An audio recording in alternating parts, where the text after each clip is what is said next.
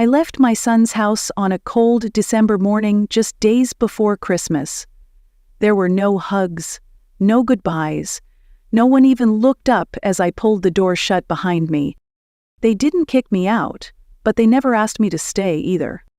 All my life, I believed that if I gave enough, loved enough, sacrificed enough, I'd always have a place in their hearts, that love somehow would come back around. But it didn't. Not in the way I had hoped. My name is Margaret Cole. I'm 70 years old. I live alone now in a small cottage outside Ashbury, Oregon.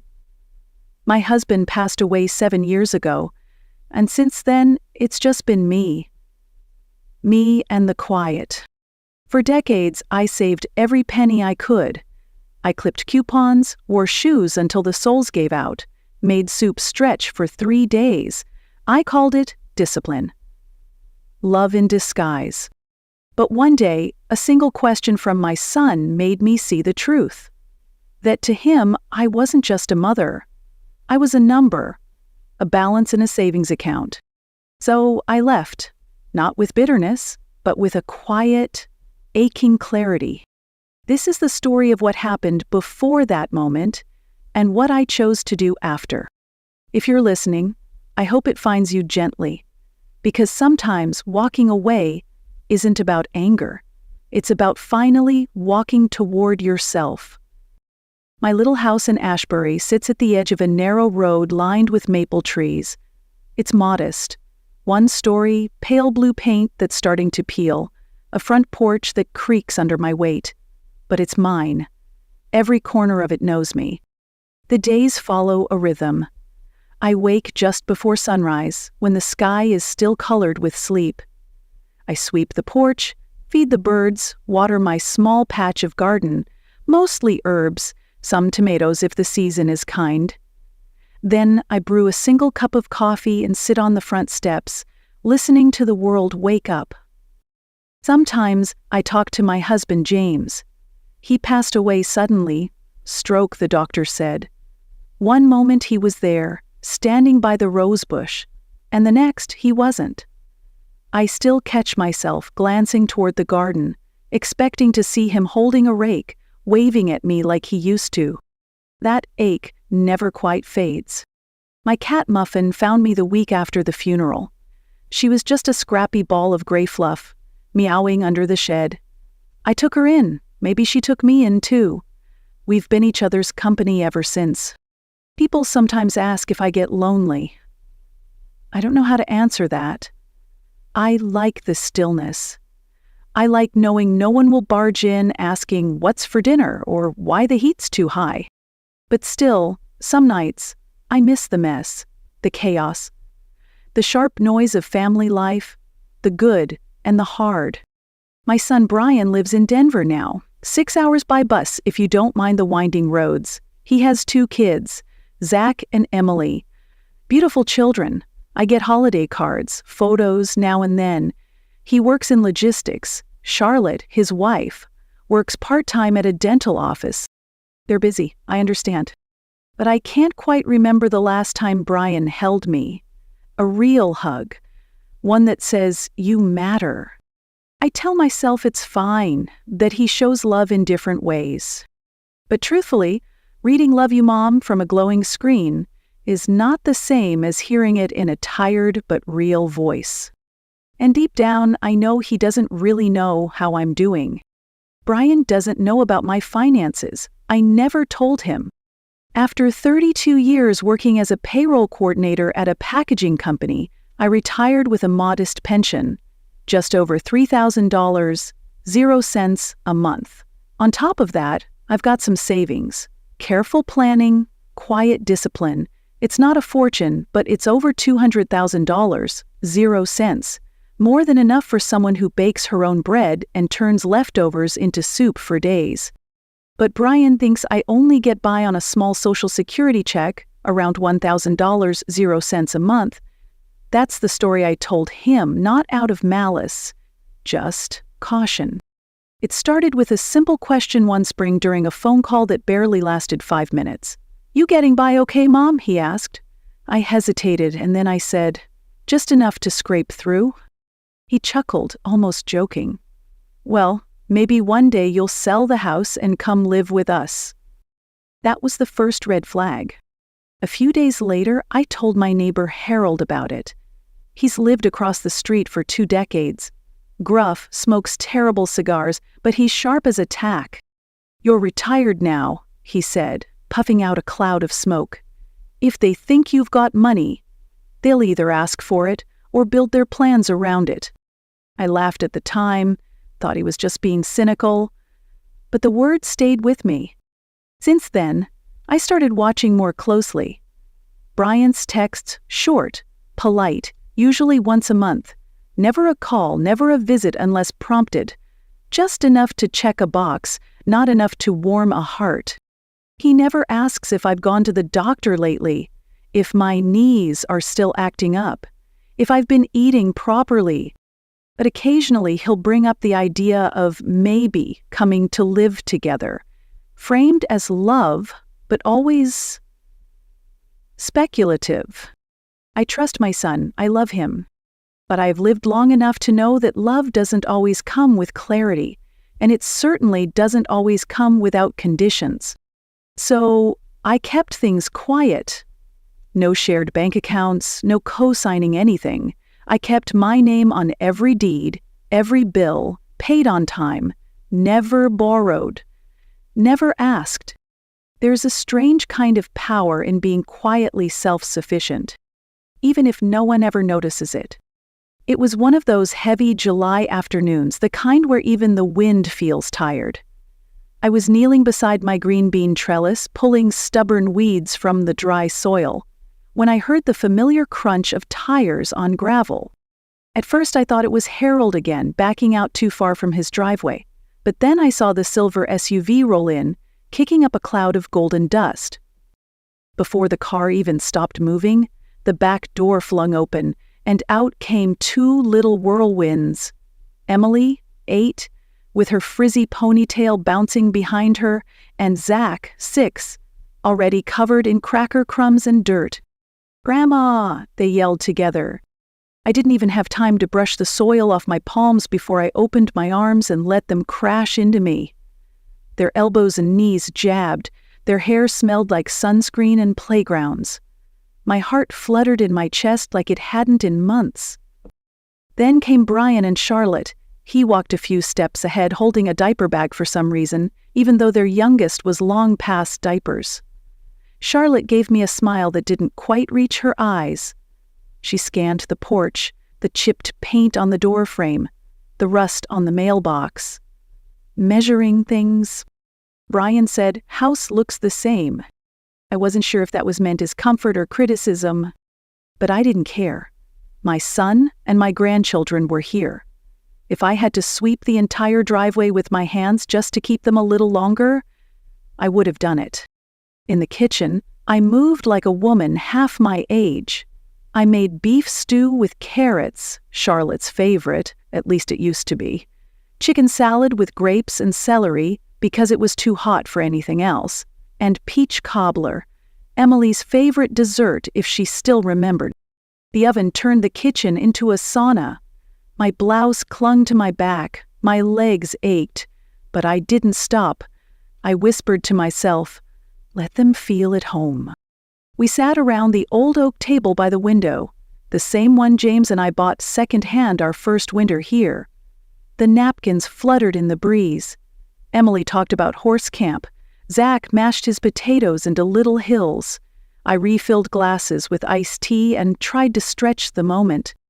And then, as I was cutting a second slice of cobbler for Emily, Brian set down his fork and asked casually, "So, Mom, how much do you get from Social Security these days?" It was light, casual, like someone asking about the weather. But something in the tone stopped me cold. Not curiosity. Calculation. The air shifted, and I, for the first time, truly saw what was sitting across from me. Thanksgiving had always been my favorite holiday. Not for the turkey or the pie, but for the noise. The clatter of dishes. Brian asking where I kept the cinnamon. Emily's shrieks echoing down the hallway, James humming along to some country song while he basted the bird. It used to feel like a guarantee that no matter what else happened during the year, everyone would be under one roof that day. So that morning, like every year before, I woke at 5 sharp. I pulled the butterball from the freezer, peeled the squash, sliced cranberries, mixed cornbread stuffing using James's old recipe card, faded but still legible in his steady handwriting. I ran my finger along the edge of the card like it might come to life. By mid-morning, the house smelled like melted butter and rosemary. The table was half set. The kids' plates with their cartoon turkeys were in place. I even drew a little smiley face on Zach's napkin, just like I used to. And then I waited. I glanced at my phone. Nothing. I told myself they were probably caught in traffic. It's a holiday. Things get hectic. So I kept basting the turkey, stirring the cranberry sauce, peeking out the window. Any minute now, I thought. That SUV would pull up, the kids would come tumbling out, and everything would fall back into place. But noon passed. Then 1. Then 2. I called, no answer. I left a message. "Hi, honey, just wondering if you're still coming. No rush, just let me know, okay?" Still nothing. By 4:30, I saw Helen's house across the street, lit up like a postcard, her driveway packed. Through her window, I watched her daughter stirring something at the stove. Laughter bounced off the glass. A little boy ran circles around the dining table. I didn't feel jealous, just hollow. Back inside, I lit candles on the table, poured a glass of wine for myself and another for James, set it across from me, adjusted the placemat, smoothed the wrinkles, tucked a napkin beside the fork. The food grew cold. The turkey's skin shriveled. The potatoes lost their steam. I sat there, fork in hand, and saw it so clearly. Brian, at 10 years old, teasing James for eating too fast. "You eat like a Marine, Dad," he'd laugh, and James would grin with his mouth full. But there was no laughter now. No voices. Just me. And silence. I didn't cry. Not then. But something inside me curled up, like a leaf finally letting go. 2 weeks after Thanksgiving, the house still felt colder than usual. Not just the weather, but in the way silence clung to the walls. I could have lit the fireplace, played the radio louder. But what I truly missed wasn't heat. It was voices. Laughter. Chatter. Even Charlotte's forced politeness would have done. So, one morning, just before sunrise, I packed I didn't tell Brian I was coming. Not because I wanted to surprise them in a festive, cheerful way, but because I was afraid he'd say no. Or worse, hesitate. And there's something about hesitation from your own child that hurts more than outright rejection. I brought gifts, 2 jars of strawberry jam I'd made that week, a tin of butter cookies shaped like snowflakes, a wind-up train for Zach, a puzzle book for Emily. Nothing fancy, just bits of love. I took the bus, 8 hours, through snow-covered roads and drafty rest stops. My seatmate was a young woman heading to Minneapolis. Her name was Jamie. We didn't talk much, but sitting beside someone, anyone, made the trip feel less empty. When I arrived, it was late afternoon. The station was busy, filled with people greeting loved ones. I stood near the doors, heart pounding like it hadn't in years. Then I saw them, Emily and Zach, sprinting toward me, bundled in coats and red-cheeked from the cold. I dropped my bag and knelt right there on the sidewalk. Their arms around my neck, their little voices in my ears. It was enough to thaw the entire winter. Charlotte followed, coat buttoned to the chin, expression unreadable. "Oh," she said, "you didn't say you were coming." I smiled. I sent a message. Maybe it got lost. She didn't argue, just said, "Come on in, it's cold." Their house was neat, clean. Everything smelled faintly of lavender and synthetic candles. Charlotte led me to a small room near the laundry area. There was a twin bed, a damp window, and a space heater that clicked more than it warmed.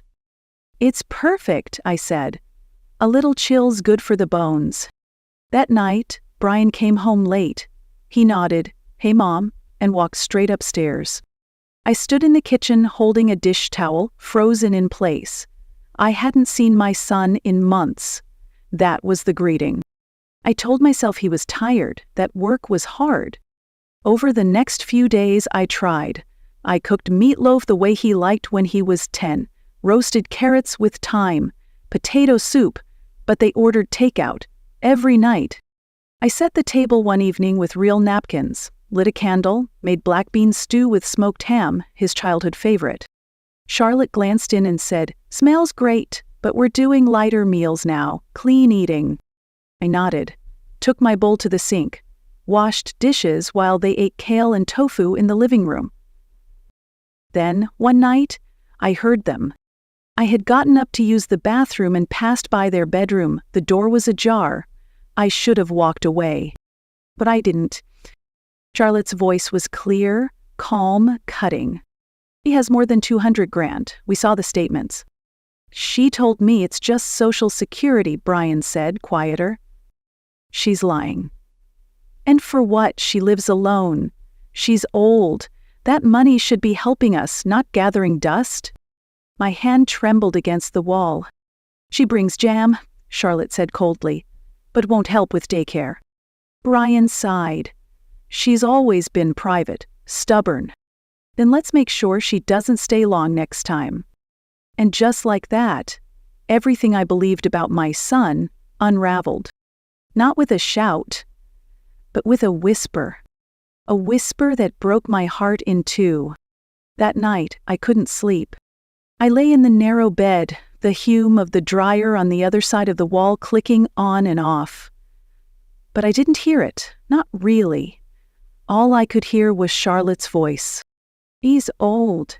Feeling slack. He brings jam."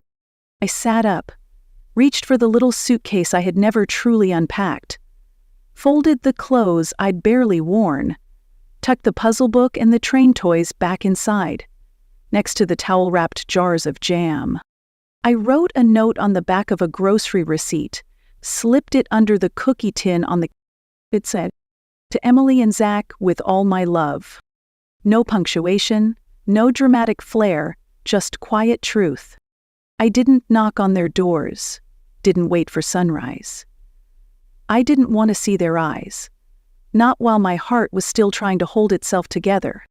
At the bus station, I paid in cash, chose the back row, pulled my scarf tight, and clutched the old canvas bag I'd carried since my first trip to Denver decades ago. As the city lights blurred behind snow-speckled windows, I watched families huddled on sidewalks. One little girl wrapped her grandmother's scarf tighter before helping her into a taxi. I didn't cry. I didn't feel anger. Just invisible. When we pulled into Ashbury, the sun was rising over the hills, casting long shadows on the snow. I stepped off the bus and took a deep breath. The air smelled like wood smoke and cold earth. It didn't offer apologies, but it also didn't ask me to shrink myself.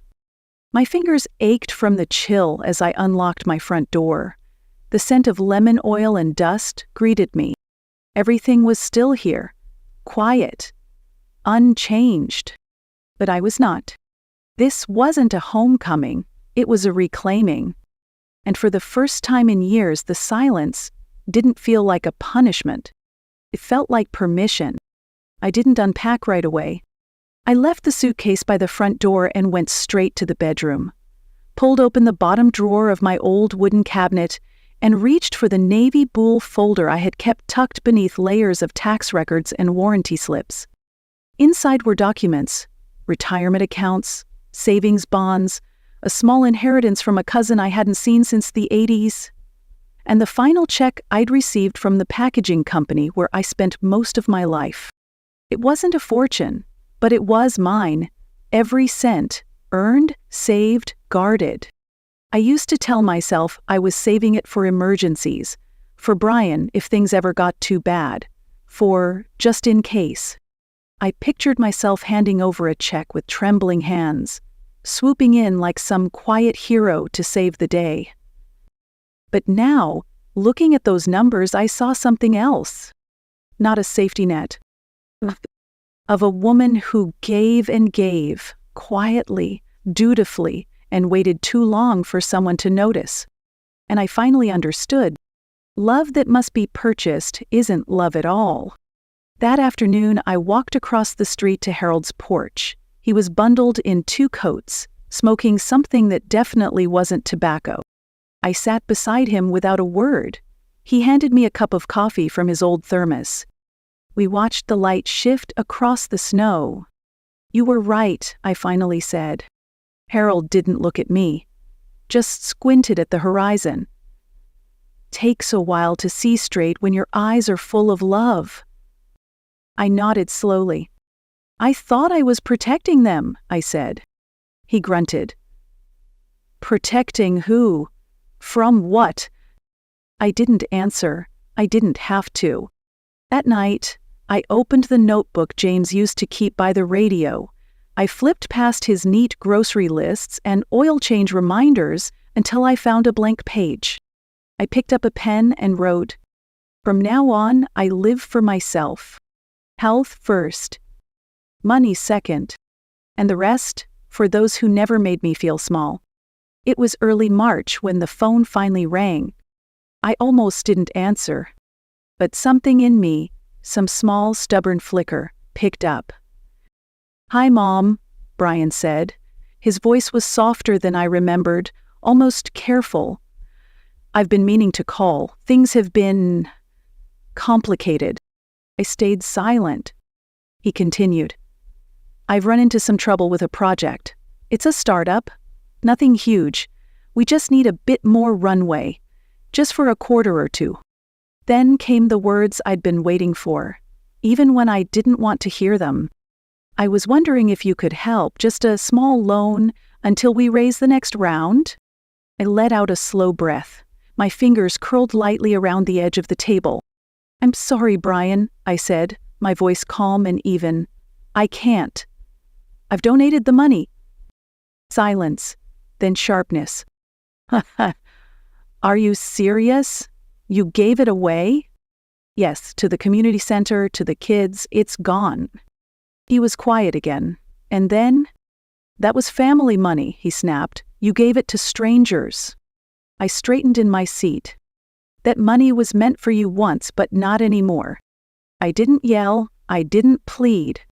I simply told the truth. And then, just like that, he hung up. The word disconnected blinked on my phone screen. But I didn't feel grief.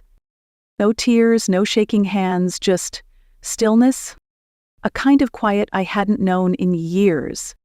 That evening, I opened the old text threads from Brian, dozens of them over the years. Messages that once meant everything. "Sorry, Mom, can't talk now. I will visit soon. Hope you're doing okay." Each one a breadcrumb I'd followed, hoping they'd lead back to warmth. One by one, I deleted them.